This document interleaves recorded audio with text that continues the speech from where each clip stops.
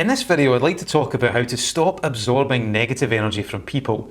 Because if you're someone who is naturally very empathic, then you'll know that this can be a massive issue. If you're around someone who's negative for any length of time, it's kind of like they just suck you into this vacuum of toxicity, and you're left with this lingering feeling of negativity for a while afterwards. Well, the good news is it doesn't have to be that way. There are ways that you can use to stop absorbing this negative energy, and that's what we're going to be looking at in this video.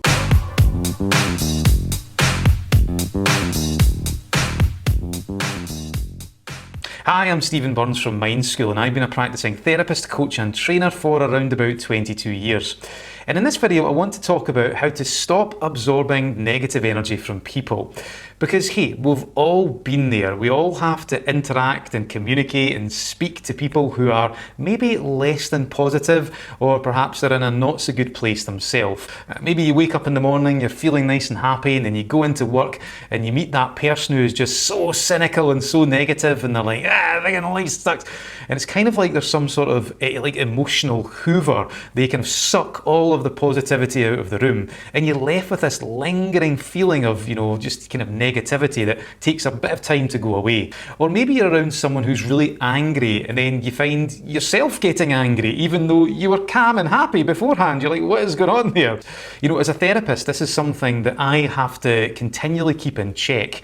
If I'm working one-to-one with someone who is, say for example, depressed or very anxious, or who has some quite difficult, serious emotional issues, then I've got to watch that I'm not absorbing that person's energy, because at the end of the day, I'm going to feel like absolute shit. So I have to have a way to filter that out so that I can think clearly and help that person, and of course preserve my own sanity, my own mental health. So just before I outline a couple of solutions for you, I want to just quickly talk about what is actually happening when we're absorbing negative energy from people. So what I'm about to talk about is taken from a subject called NLP, that's Neuro-Linguistic Programming. It's a subject that I teach. So from an NLP perspective, when we are absorbing negative energy, we are actually empathizing with the person. So just to explain, to give you a bit more information about that, whenever we are communicating with people, whenever we're interacting with someone else, there's generally three ways that we can process it inside our mind through our subjective experience. So the first way is through our own eyes. This is often referred to as the self position or first position. So this is where we are experiencing that interaction through our own eyes, through our own ears. We are connected with our own feelings, our own opinions, our own beliefs, our own biases, our own prejudices. But we can also experience that interaction in a different way too. We can actually do what's often referred to as the other position or second position. And this is where we empathize. It's where we take the psychological leap inside our imagination and we see it from the other person's perspective. And I'm not speaking metaphorically here. This is a literal description of what is going on in your imagination. It's happening very quickly, most likely subconsciously, but you are actually stepping into the shoes of the other person, imagining what it would be like to see things from their perspective, and you're connected with their feelings, with their beliefs, with their opinions, with the way that they are thinking about that interaction. And this is something that we kind of know intuitively. For example, if you see someone who maybe hurts themselves, so maybe they cut themselves in a piece of glass, and when you're looking at them, you go, ah, and you actually feel their pain, but nothing has happened to you. You've not cut your finger, it's happened to them. That's an example where you've instantly flipped into this other position. You are empathizing. You've stepped into their shoes, you've taken that psychological leap in your imagination, and as a result, you're actually feeling their feelings. So this second position, this other, is actually really, really useful when it comes to building relationships, when it comes to creating rapport, when it comes to understanding where people are coming from, because you are seeing things from their situation. If you've ever been in an argument, usually this is the perspective that breaks down. We stop seeing it from the other person's perspective. So this is great from a kind of relationship point of view. It's like the old Billy Connolly joke, never trust a man unless you've walked a mile in his shoes. Then, if you still don't like him, that's cool because you're a mile away and you have his shoes, which I quite like. But it's really good from that rapport building perspective. However, there is a downside to it. If you do that too much and with the wrong people, Because you feel that person's feelings when you empathise like that, then you'll get kind of dragged into their drama. You'll get caught up in their story. And this is more often not what is happening when we're absorbing negative energy from people. It's because you're just empathising a little bit too much. You're just a bit too good at doing second, and you're kind of stuck there, and you're doing it with the wrong people. Now, by the way, just as an additional piece of information, a lot of psychologists believe that this can be intensified when we're around people who we've given authority to inside our minds. A lot of psychologists believe that there is a link between empathising and status, that if we decide someone has a certain level of authority inside our minds, then that actually kicks in our empathic systems. We'll empathise with them more. And this is not just with people that we admire and look up to. This can be people we hate as well, people we don't like. Just for some reason we've given them authority inside our mind, so it kicks in those empathic circuits, and then we start to empathise with them a bit too much. So that is second position. There is a third position, and that is where you're taking the neutral observer's place. This is kind of like if you are like a scientific researcher. If you're a researcher, then you don't want to be in self when you're doing a research project, because you'll be bringing your own biases into the project, into the research. And also, you don't want to identify with the subjects, with the people of the project, because again, you'll then be affected by them, and that will taint the experiments. So you've got to take kind of like a really neutral observer's perspective, almost like a fly in the wall.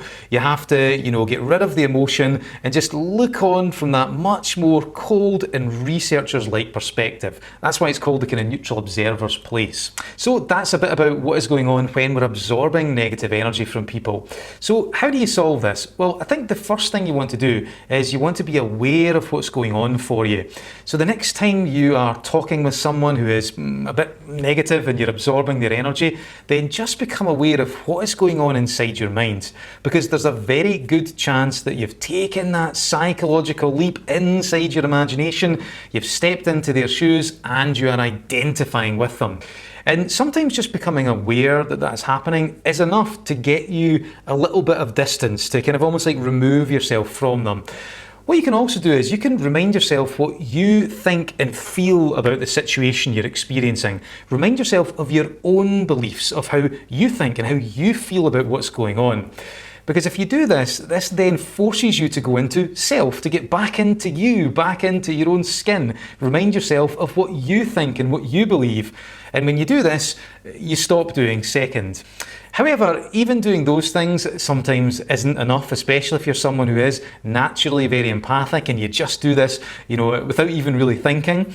Then if that's the case, then I'd recommend you try this technique. So this technique is where you use your imagination in a humorous way, and I'll explain in a moment why this can work so well. So what you want to do is, when you're talking with this person who is a bit negative, then you want to start to play about with what you see. You want to start to visualize certain things on them. So what I do is, I imagine them wearing a ballerina costume. What would they look like if they were talking to me wearing a ballerina costume? It would look pretty silly, and that is the whole point. Then I'll imagine them like as if they wear funny, big, massive comedy ears, or they have a Pinocchio nose growing out of them, or they have like angel wings, anything. You can just, engage, your full creativity with this.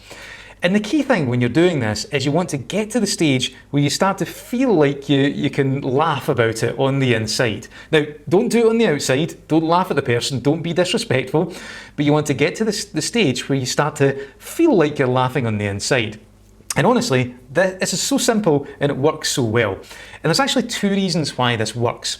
The first is because humour has a knack of diffusing negativity. If you see like stand-up comedians, they actually a lot of the time they got into stand-up comedy because they had a lot of psychological issues, and they used the stand-up comedy as a cathartic therapeutic experience.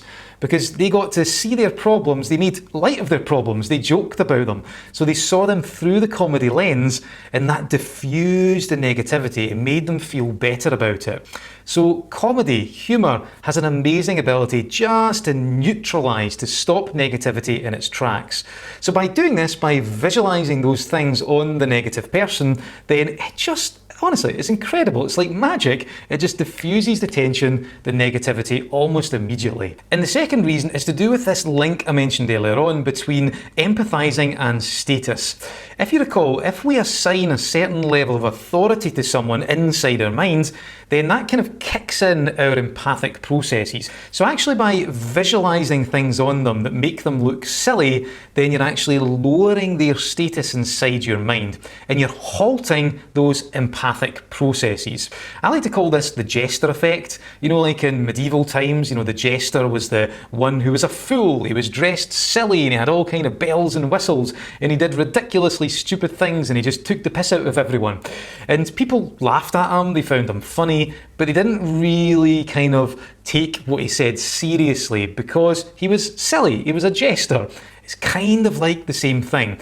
If we make them silly inside our minds, then we lower the amount of authority we've attached to them and we don't really empathize with them. They don't have as much effect on us. So that's the technique. Really simple, but honestly so powerful, and it can help you stop absorbing negative energy from people.